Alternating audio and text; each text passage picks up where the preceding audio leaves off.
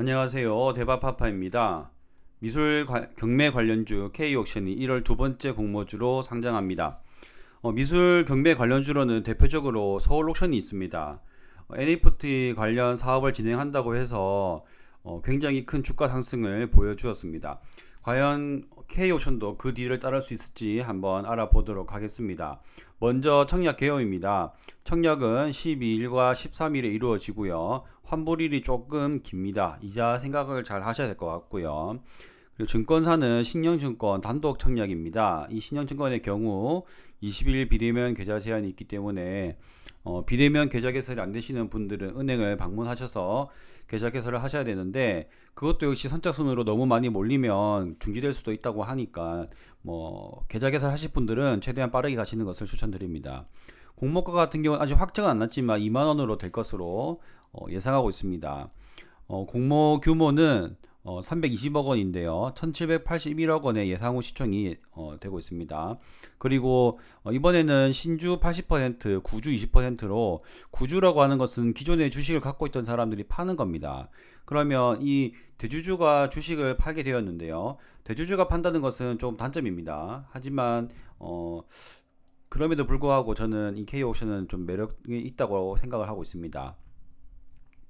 유통 가능 물량을 보시면 21.44%로 비율 자체가 굉장히 적고 금액도 382억 원으로 나쁘지 않습니다. 그리고 기타 기존 주주들도 유통 가능한 물량이 많지 않기 때문에 매력이 있으면서, 또한 가장 큰 장점 중에 하나로 환매 청구권이 있습니다. 환매 청구권은 2만 원이면 만약에 옥션이 상장해서 15,000원으로 되었다 하면은, 여러분들이 증권사에 이 신영증권아 내 것 좀 사줘 하면은 신영증권이 19,000원으로 이제 사주는 그런 제도를 이야기합니다. 그래서 최대 손실액이 마이너스 10%까지 밖에 안 된다라고 보시면 되겠고요. 이 환매 청구권을 사용하시기 위해서는 이 주식을 다른 계좌로 옮기시면 안 됩니다. 구주 매출을 보겠습니다. 대주주인 TA 어드바이저 유한회사인데요. 여기에서는 이 최대 주주로 되어 있는 이 유한회사가 이 누가 갖고 있느냐? 바로 이제 대표 도연순 대표이사 및 자녀분들이 이 회사를 가지고 있습니다. 그래서 이 대표이사가 결국 이제 최대 주주라고 보시면 되겠는데요. 그 대주주가 갖고 있는 지분을 어느 정도 구주 매출로 판다라고, 32만 주를 판다라고 보시면 되겠습니다. 그래도 아직 많이 갖고 있기 때문에 경영권 분쟁이나 이런 걱정은 안 하셔도 될 것 같습니다. 신영증권 중에 좀 특이한 게 있어서 말씀드리겠습니다. 신영증권 같은 경우에는 먼저 11일까지 1월 11일까지 다 만드셔야 되고요. 그리고 여기 보시면 100%, 200%, 300%가 있죠. 그냥 만들기만 하신 분들은 다 100% 청약 한도를 이용하실 수 있고, 200%, 300%는 여기 이제 200%, 여기에 300%입니다. 그래서 이 우대 등급을 받고 싶으신 분들은 평상시에 좀 준비를 하셔야 됩니다. 그리고 수수료는 2,000원이고요. 대체 출고 수수료가 있습니다. 이게 참 특이한데요.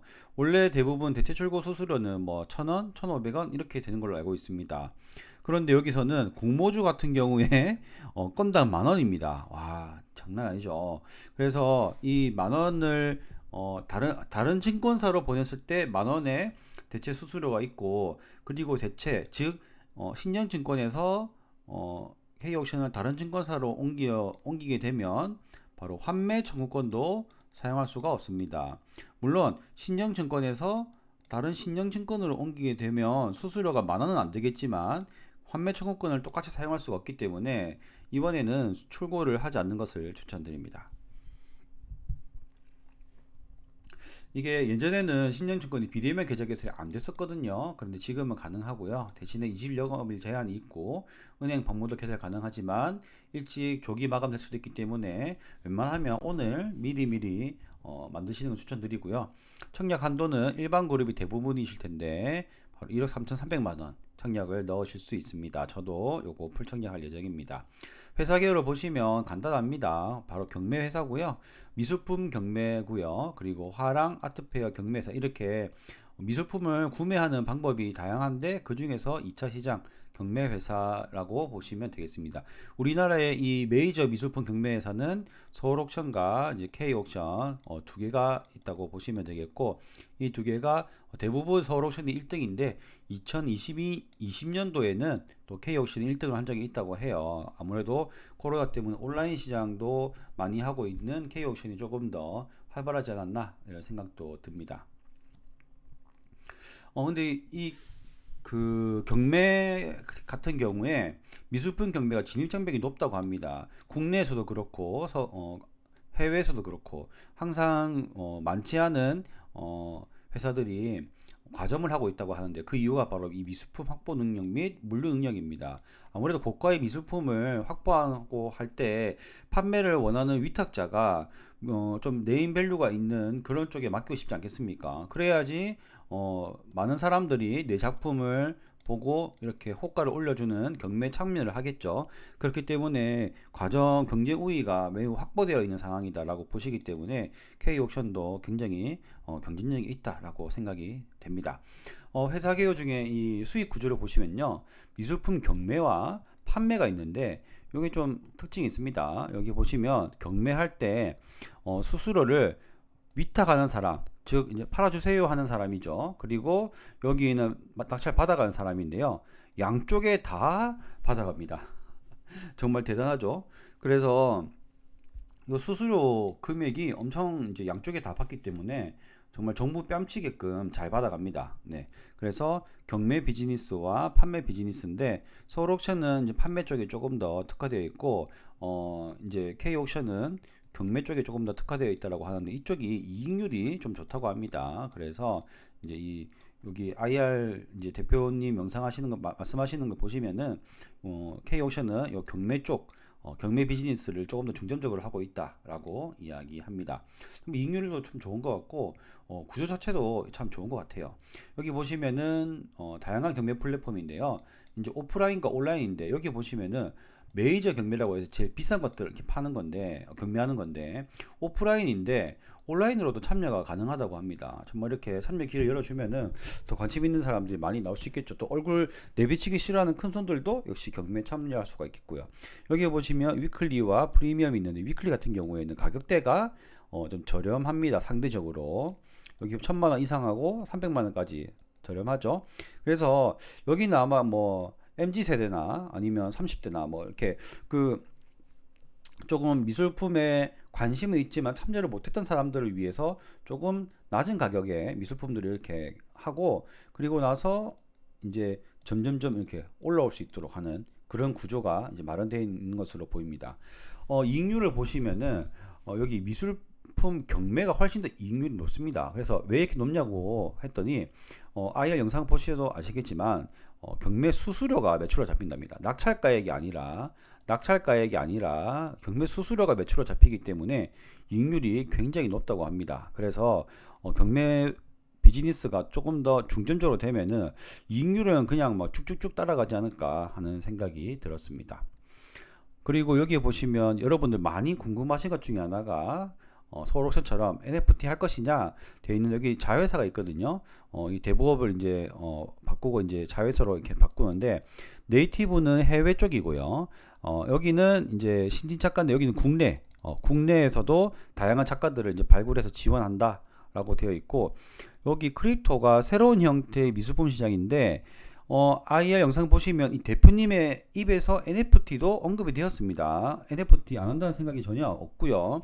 이걸 꼭 하겠다라고 하는 그런 모습을 볼 수가 있었습니다. 그래서 Q&A 중에 좀 내용이 괜찮을 만한 것들을 좀 정리를 해봤는데요. S사 대비 경쟁력은 바로 서울옥션 대비 경쟁력이죠. 경매 수수료 비즈니스, 아까 이익률 높다고 말씀드렸습니다. 서울옥션도 둘 다 하지만 미술 판매 비즈니스가 매출이 큰데 K옥션도 하겠지만 미술품 판매보다 이제 경매 수수료 비즈니스에 좀 더 비중을 둘 것이다라고 말을 하셨습니다. 그리고 온라인 경매 낙찰료가 낙찰 총액인데 이 매출 비중을 이렇게 얘기하는 건데요. 어쨌든 K옥션에서는 여기 보시면 돈 되는 건 사실 메이저인데 온라인 요걸 통해서 온라인 경매를 통해서 신규 고객의 유입을 활발히 시켜서 이 사람들을 메이저 경매로 이렇게 보내려고 하는 게 목표라고 합니다. 온라인 낙찰이 낮은 이유가 이제 그 낙찰이 낮다는 게보다는 이제 그 온라인 경매의 매출 비중이라고 볼 수 있겠죠. 비중이 낮은 이유가 무엇이냐 했더니 바로 중저가 가격대 때문에 그렇다라고 말씀을 해주셨고요. NFT 사업은 관련 법규가 정비되면은 바로 시작하겠다. 라고 했는데 근데 정부에서 발빠르게 움직이고 있으니까 우리도 곧 할 것 같다는 뉘앙스를 조금 풍겨 주셨습니다. 결국에는 이 정도만 하고 공시 한 개 정도 하고 그리고 자회사에서 사업 한 개 정도 아니면은 플러스 뭐 협력업체 뭐 두나무나 뭐 이쪽으로 한 번만 어떻게 지분 교환이나 뭔가만 이루어지면 바로 NFT 관련주로 그대로 올라갈 것 같습니다. 제 생각입니다. 주주 구성을 보시겠습니다. 주주 구성을 보시면 이제 구주 매출을 하는데도 그 이후에 비중이 꽤 높죠. 50% 가까이 됩니다.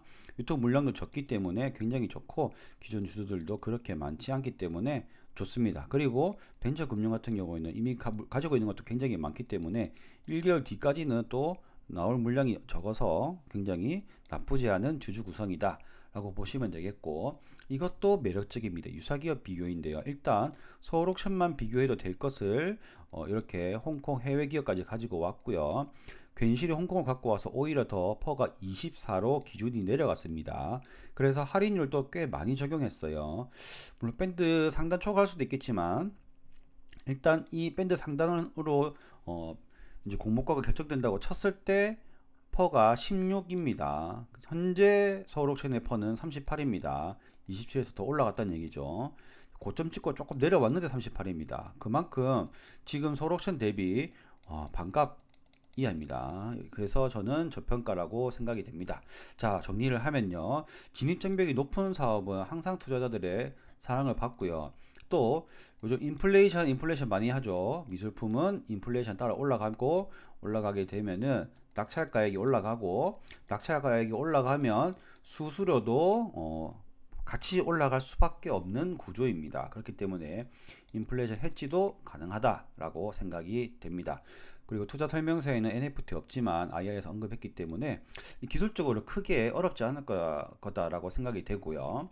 환매 청구권도 큰 장점이라고 생각되고 이것도 좋습니다. 저평가 매력이 곧 부각되지 않을까 생각이 되고 미술 경매로 한 번 돈 벌어본 사람은 떠나지 않는다라는 이야기가 있어요. 뭐 여러 군데서 많이 쓰이겠지만 모든 사람은 한번 돈 벌어보면 잘 떠나지 않을 것이고 2020년, 2021년 미술품들이 워낙 화랑이었기 때문에 계속 이 시장에 사람들이 많이 있지 않을까 생각이 됩니다. 그래서 저는 풀청약하게 될 것이고요. 이번 기회에 있어서 저도 한번 미술 경매 쪽 미술 투자도 공부해보고 싶은 생각이 듭니다. 조금 내용이 길었습니다. 대박파파였습니다. 감사합니다.